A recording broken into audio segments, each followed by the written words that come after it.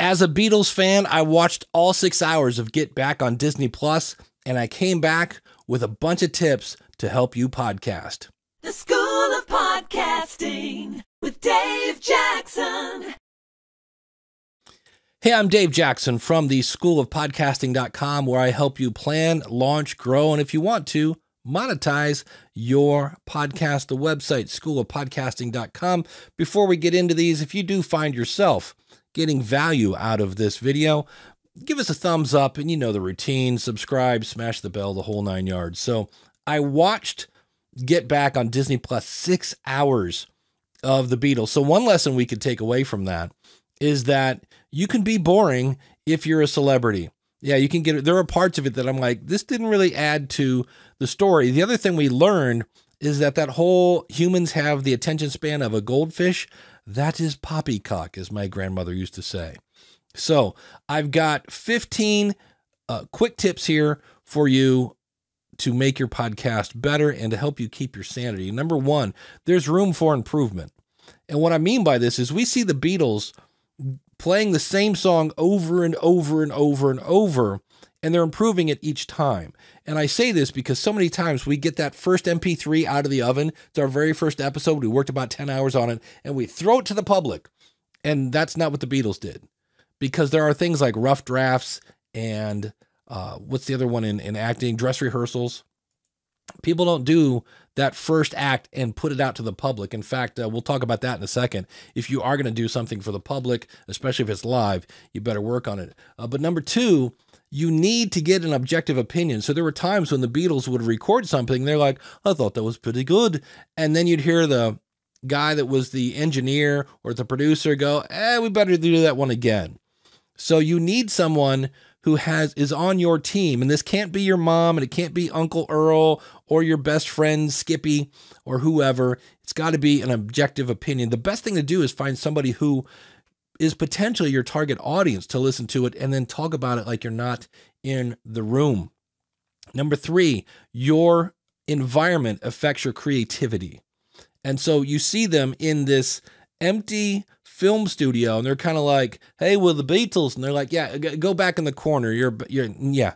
And they were miserable. They were miserable. When they moved later back to a studio, they definitely perked up. So if you're constantly having to set up and tear down or whatever it is your studio, and you're just a pain in the butt, see if you can find a better place.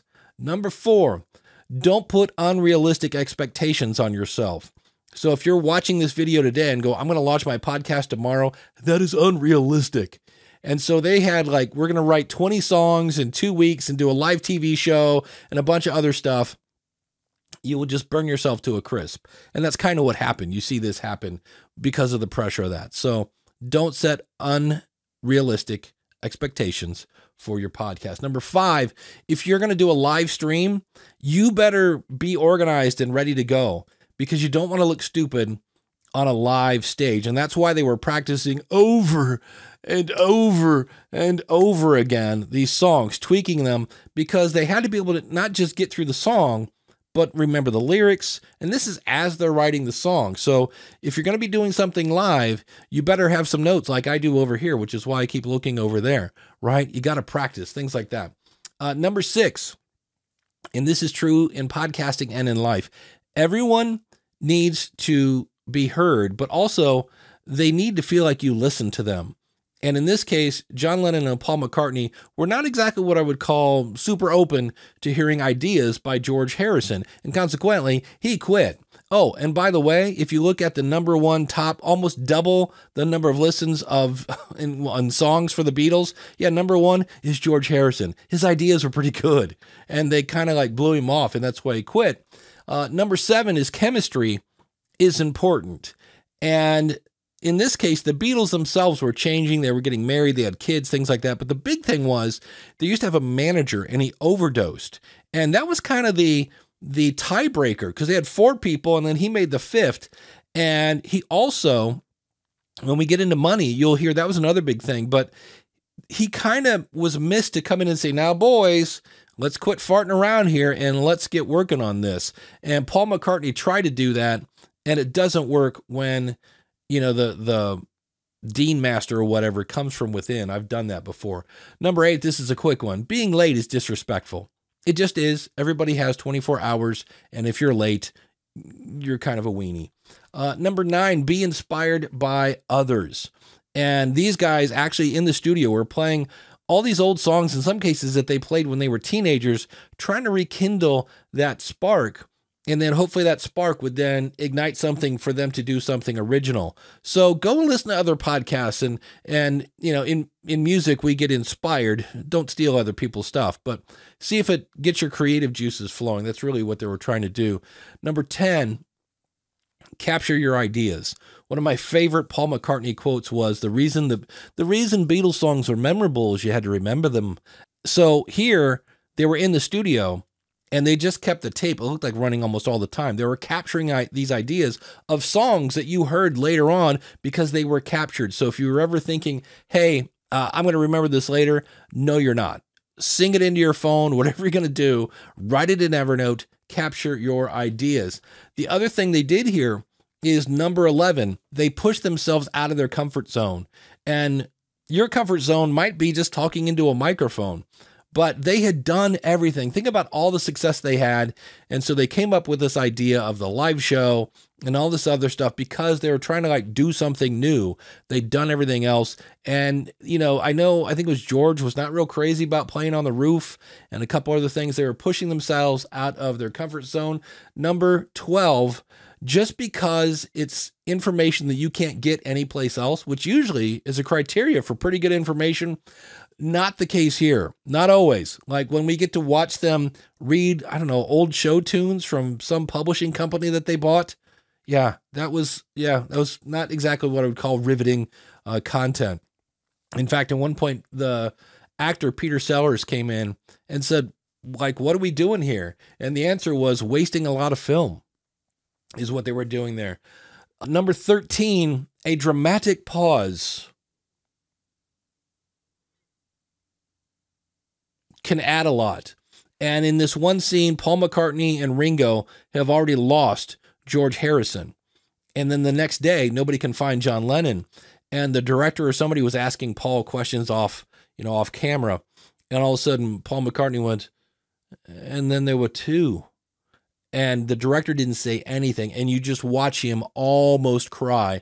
And what people do a lot of times is they'll ask a question and somebody will go, and they'll start to think about it. And the podcaster will go, well, was it this? Was it that? What about this? And you make it multiple choice. Just shut up and let them come up with an answer because that answer is going to be phenomenal because they got to think about it.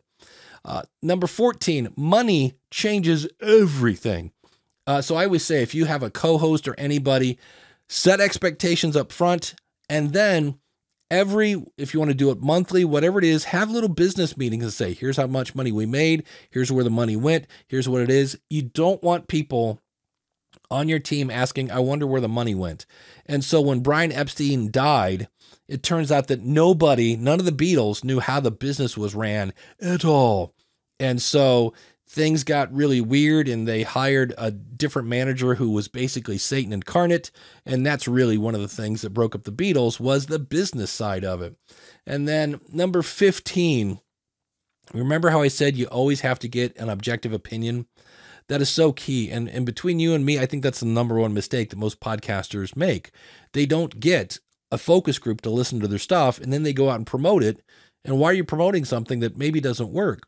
A great example of this is there are not 1, 2, and when the second one came on, I was like, oh, come on. Yoko Ono singing in the studio. Yoko kind of sounds like somebody, I don't know, caught her on fire. It's just kind of screaming. And the whole time I'm like, but you know, the person that didn't say, maybe you shouldn't do that was John Lennon because that's his wife. But I was like, man, that's a classic example. And nobody else wanted to make John mad by going, hey, dude, like, can you tell your wife to quit going, yeah, literally, not making that up.